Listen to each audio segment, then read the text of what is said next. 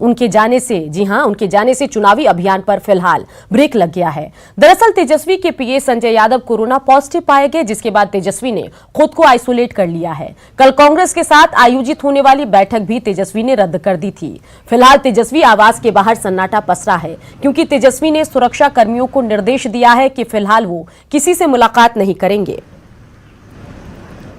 नेता प्रतिपक्ष तेजस्वी यादव के पर्सनल पीए संजय यादव कोरोना पॉजिटिव पाए गए हैं, जिसके बाद तेजस्वी ने खुद को आइसोलेट कर लिया और इस वक्त उनके घर के बाहर हम मौजूद हैं, जहां पर आम दिन की बात करें तो कार्यकर्ताओं की भीड़ रहती थी, लेकिन आज फिलहाल देख सकते हैं खाली खाली सा है। और एक तरह से कहें उनके चुनावी अभियान पर जहां ब्रेक सा लग गया है, वहीं जो बैठकों का दौर है वो भी थम सा गया है।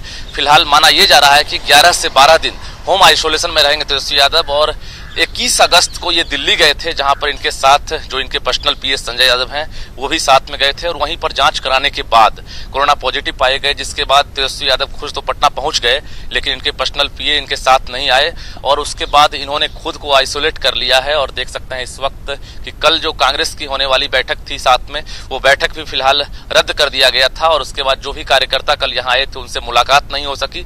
माना यह जा रहा है कि तेजस्वी यादव खुद भी अपना सैंपल देंगे, ताकि जो शक है वो शक दूर हो सके। और लगातार जो कार्यकर्ता है उनसे जो यहाँ पर सिक्योरिटी वाले हैं, ये कल से ही अपील कर रहे हैं कि आप मुलाकात अभी फिलहाल नहीं करें, क्योंकि तेजस्वी यादव जो है आइसोलेट हो गए हैं। तो निश्चित रूप से चुनाव का वक्त है और चुनावी मौसम के दौरान जो बैठकों का दौर चल रहा था, जो लगातार रणनीति बनाई जा रही थी, उस पर फिलहाल ब्रेक लग गया है, क्योंकि तेजस्वी अपने आप को आइसोलेट कर लिए हैं। कैमरामैन मनीष जुनिया के साथ रजनीश कुमार, न्यूज 18 पटना।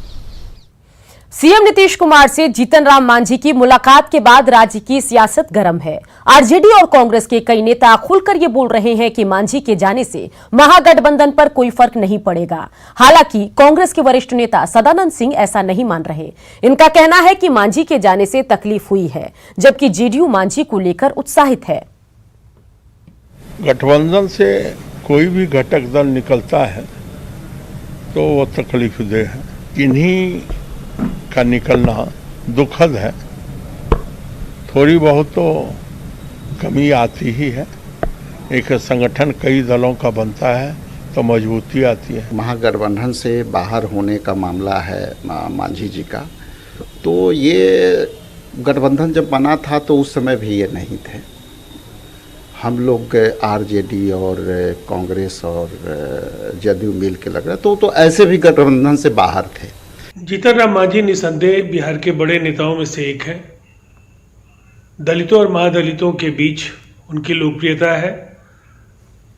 एनडीए के साथ अगर उनका रिश्ता बनता है तो निसंदेह एनडीए की शक्ति संवर्धन में इससे इजाफा होगा।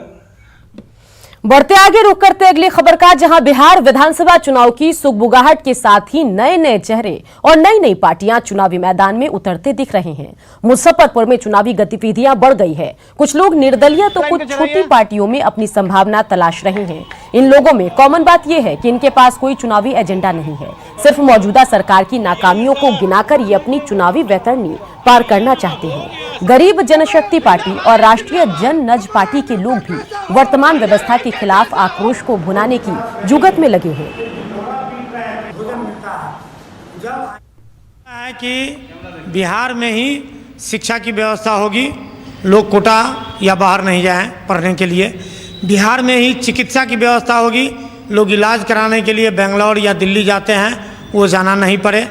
यहाँ जो पर्यटन स्थल है पूर्व से, उसको हम डेवलप करेंगे, कारखाने लगाएंगे, यही रोजगार होंगे। चाहे महागठबंधन की पार्टी हो, चाहे एनडीए की कोई भी पार्टी हो, वो केवल युवाओं को यूज करने का काम किया, प्रयोग की वस्तु समझा है। और देश जब हमारा है, हम लोगों के लिए ये देश दिया गया है, व्यवस्थाएं हमारे लिए है, लेकिन हमारी मांगों को रखा नहीं जाता है मजबूती से सदन में। इसलिए हम लोगों ने बड़े सोच विचार करके, हमारे राष्ट्रीय अध्यक्ष आशुतोष कुमार जी ने युवा सोच को आगे लाने का बात किया है।